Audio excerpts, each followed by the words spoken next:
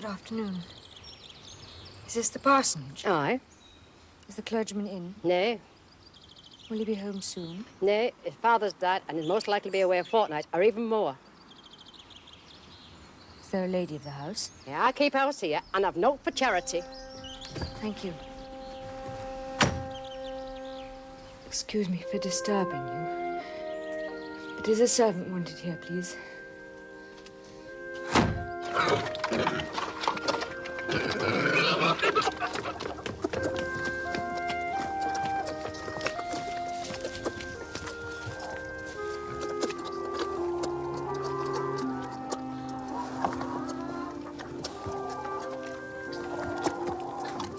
Please, give me that food.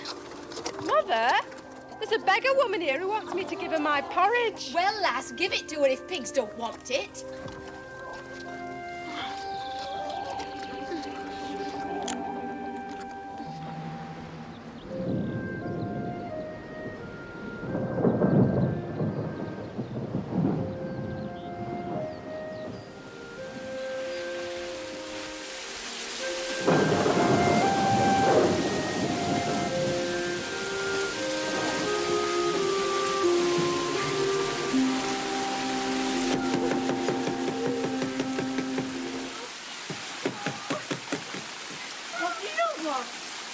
Please, can I speak to your mistresses? You better tell me what you want to say. I want a nice shelter in an outhouse anywhere. And a crust of bread. I'll give you some bread, but we can't take it and bake it. Where shall I go if you turn me away? Here's a penny.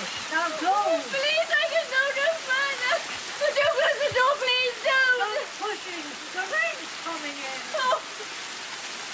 You're not what you want to be. You've not had housebreaking with you for all I know. What is it, Hannah? Who is Some she? beggar woman. Heaven's dying, God,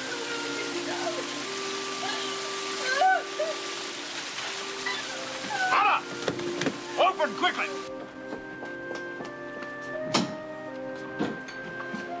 Oh, Mr. St. John, your sisters were quite uneasy about you. That beggar woman tried to force her way in. Be off with you, for shame. Anna, I have a word to say to the woman. You have done your duty in excluding. Now let me do mine. This is a strange case and one I must look into. Here, sit down. Hannah, perhaps some water. No, some milk and a little bread. Fetch some.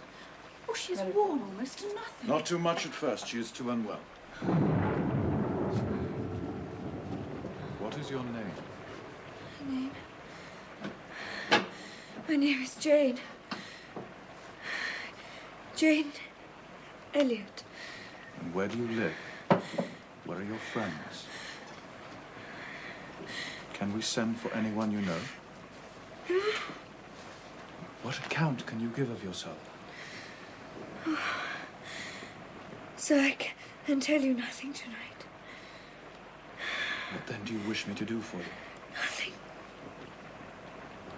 You mean you want nothing more of us than that we may dismiss you to the moor in the rainy night?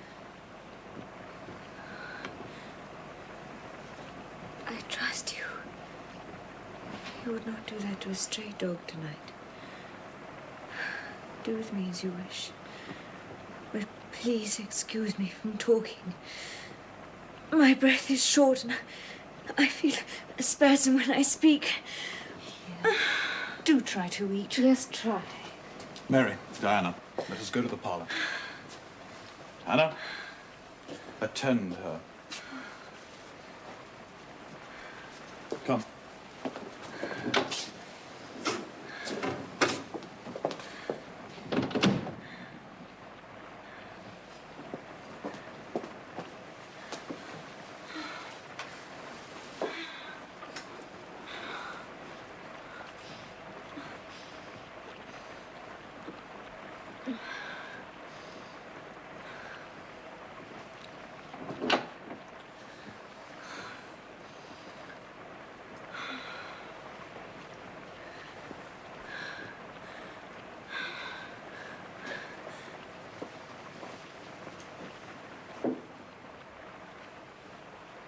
Come along.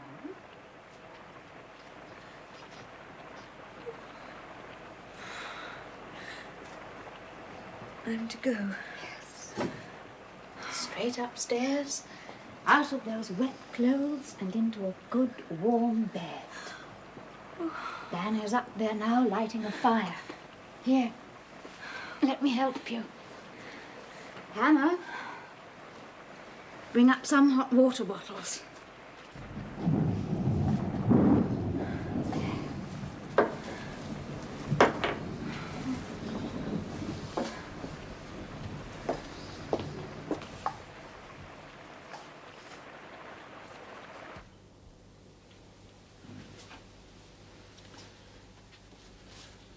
It is needless to send for a doctor. It is only the effect of excessive and prolonged fatigue. I am, however, certain there is no disease.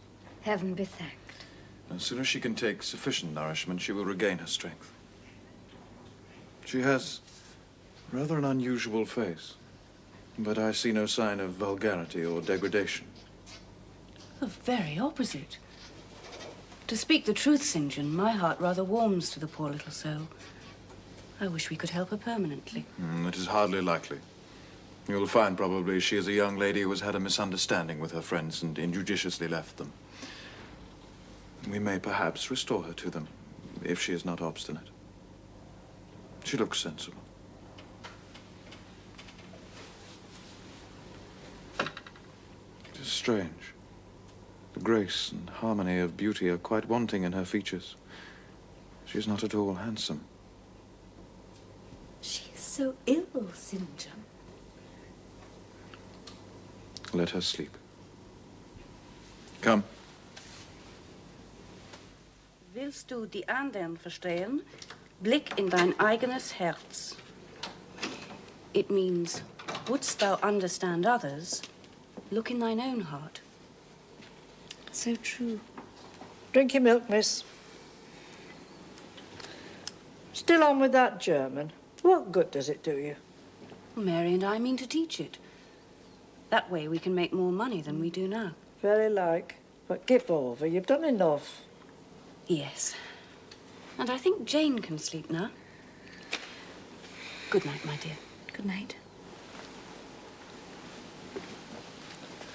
Oh, at least you're eating and drinking better. Can you sit up? Oh, only just. How long have I been here? You've not been out of this bed for 3 days, and tonight makes 4 nights. I would get up if I had the strength.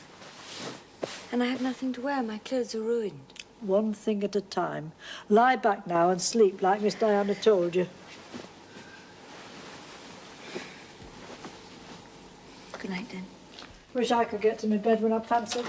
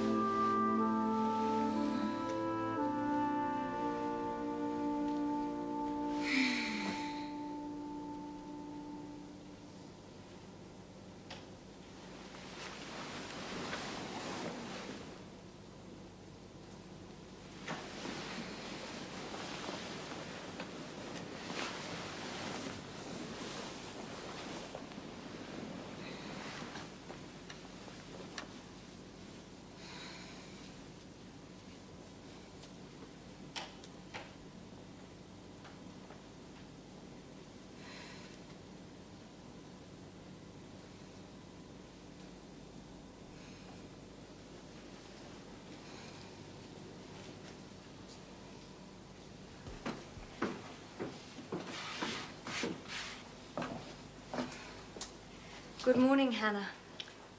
Oh, you got up then? You look a sight better, I must say. Sit you down in my chair.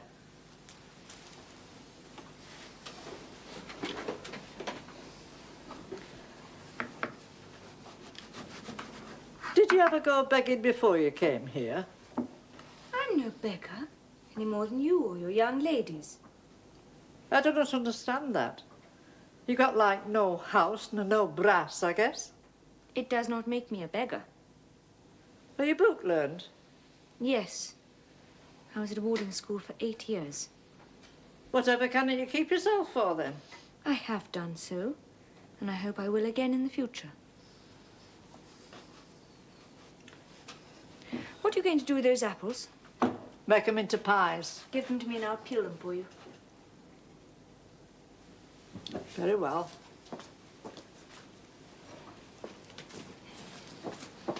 Here, put this on your lap or you'll muck your dress. Thank you. You have not been used to servant's work, I see by your hands. Never mind what I have been. What is the name of this house? They call it Moor House. Mr. St. John lives here. Nay, he doesn't live here. And it's Mr. St. John Rivers. There's a parson at Morton a few miles off, with a home of his own. And it is his father's residence. It was. Old Mr. Rivers died 3 weeks in of a stroke. That's why Mr. St. John and Miss Diana and Miss Mary are all here. The young ladies do not live here either. Oh, they work in London as governesses. Their mother's been dead many a year. And old Mr. Rivers, he lost a great deal of money by a man he had trusted turning bankrupt. They love this old house, though. And the moors round about. They come whenever they can. And you? Have you lived with the family long? I've been here 30 years. I nursed them all 3. That proves you must have been a faithful and honest servant. I will say so, even though you were uncivil enough to call me a beggar.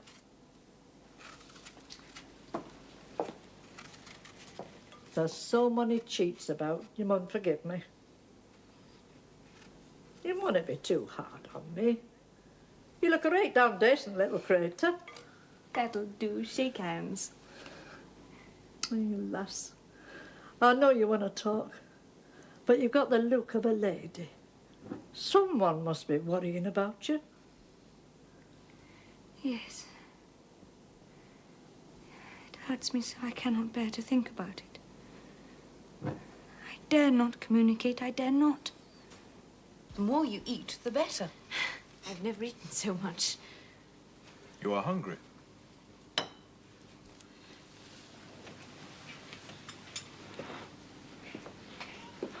trust I will not eat long at your expense, sir. No. When you have told us where your friends are, we can write to them, and you may be restored to home. I must be plain, sir. That is beyond my power.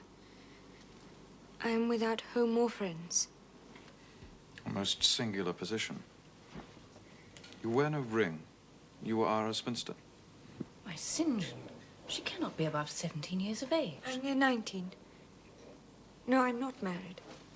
You're too inquisitive, St. John. I cannot help you if I know nothing about you.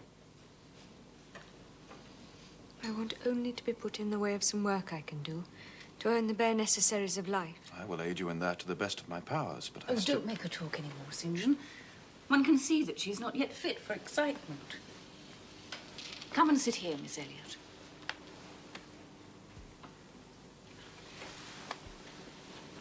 You said your name was Jane Elliot. Yes. It is not my real name. It is what I think it best to be called at present. Your real name you will not give. No. I fear discovery above all things. You are quite right, I'm sure. Oh, let her be at peace, St. John. You wish to remain independent. My sisters would love to keep you, but in a month or so they will return to their duties in the south. I shall return to my parish and take Hannah with me. This house will be shut up. I shall endeavor to enable you to keep yourself. I'll do anything, even the humblest task. If such is your spirit, I promise to aid you in my own time and way.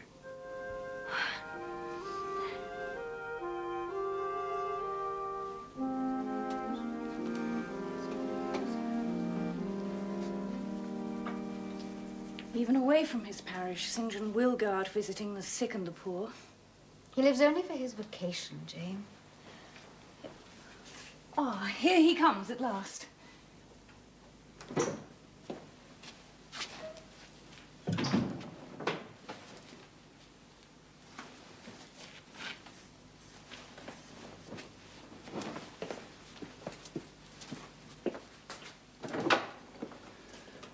Excuse me.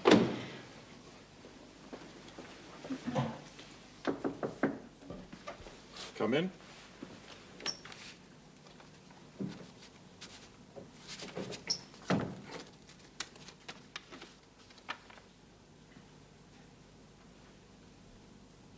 You have a question to ask of me? If I may. I'm anxious to know whether you have heard of any service I can undertake. I found something for you 3 weeks ago, but you seemed so useful and happy, and my sisters are very attached to you. I thought I would not speak until the time came for us to leave Moor House. But that is in only 3 days' time. Yes. What is the engagement you have in view, Mr. Rivers? Morton, when I came to it 2 years ago, had no school. The children of the poor had no hope of progress. I have since established a boys' school, and I now mean to open one for girls. The teacher's salary will be £30 a year. She will have a small cottage and some attendance from a needy child. The funds are provided by Miss Oliver. Will you be this teacher? Thank you, Mr. Rivers. I accept with all my heart. But you comprehend me. It is a village school. The scholars will only be poor girls, farm children at most. What will you do with your mind, accomplishments, sentiments, tastes? They will keep until they're needed. You know what you undertake, then? I do. I will open the school next week, if you like. Very well. So be it.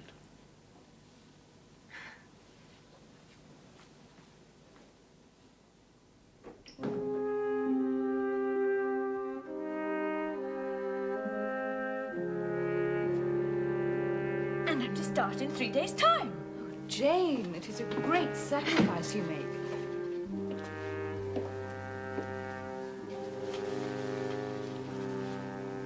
Our Uncle John is dead. And what then? What then, Di? Why, nothing. Read.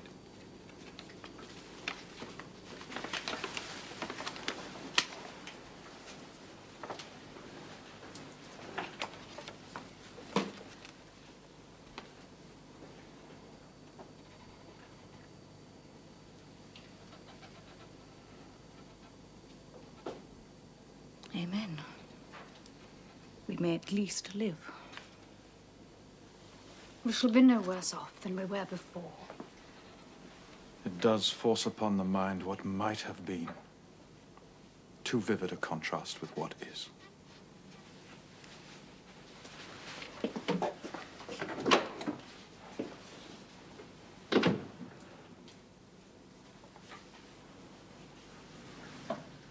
Oh, Jane. You must wonder at us and our mysteries. We may seem hard-hearted over the death of an uncle, but we've never seen him. It was by his advice that my father lost most of his money. They quarreled, and my Uncle John later prospered and became rich. He never married, and my father always cherished the belief that he would atone for his error by leaving his possessions to us. This letter informs us that every penny has gone to another relation, with the exception of 30 guineas to purchase 3 mourning rings for St. John, Mary and me. We would have thought ourselves rich with £1,000 each. And St. John would have done such a lot of good with some money. But come, my dears. Let us be cheerful before our parting.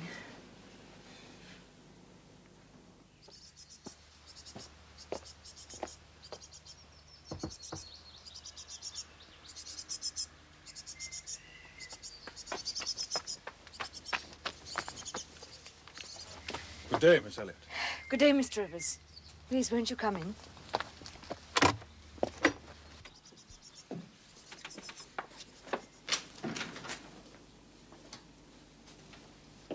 Have you you found your first day's work harder than you expected? Oh, no, on the contrary. May I make you some tea? No, I have only brought you a little parcel my sister's left for you. Some colour box, pencils and paper, I think. Thank you. How good of them.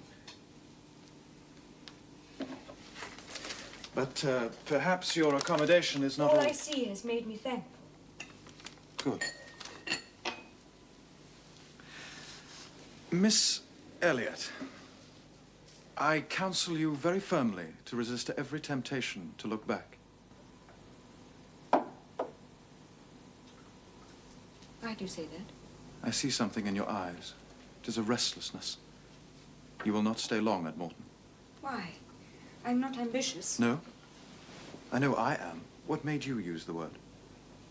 I was speaking of myself. You are, forgive the word, impassioned. It is hard to control the workings of inclination. I know from experience, but it may be done. A year ago, I was intensely miserable. The dull duties of the ministry wearied me to death. I longed for excitement, for some distinguished career. But after much darkness and struggling, light broke upon me. I have resolved to be a missionary. I have vowed within a year to leave Europe for the East. Allow me.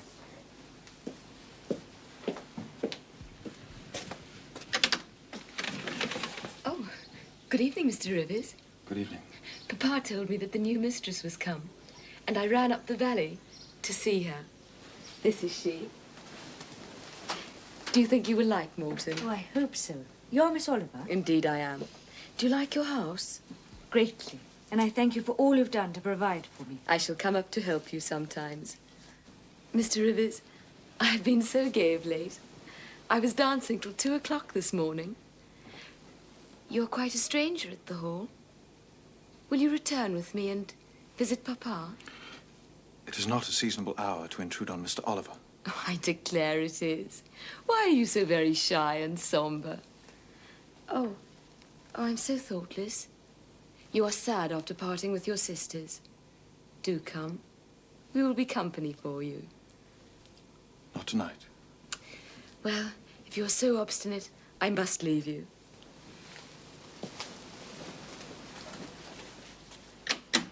I dare not stay, for the dew begins to fall. Good evening. Good evening. Good evening.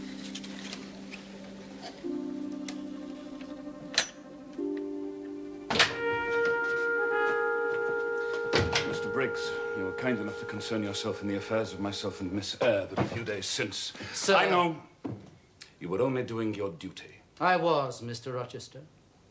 But why do you summon me back here so soon, and so imperatively? Miss Eyre has disappeared. I'm hardly surprised. Hear me out, man. I need help. The kind for which a local lawyer is not fitted. I need a London man. What would you wish me to do, Mr. Rochester? You have brother lawyers in every town. Write to them. Advertise. There are discreet agents to trace people, are there not? Engage them. Spare no expense. If I do find her, she may not wish her whereabouts to be revealed. I do not mean to hound her. I shall leave her in peace if I can. But I must know that she does not want. That she is well. That she is cared for. That she is safe. I cannot live fearing for her. I must know she dwells securely upon this same earth as myself. Find her, Mr. Briggs. Find her.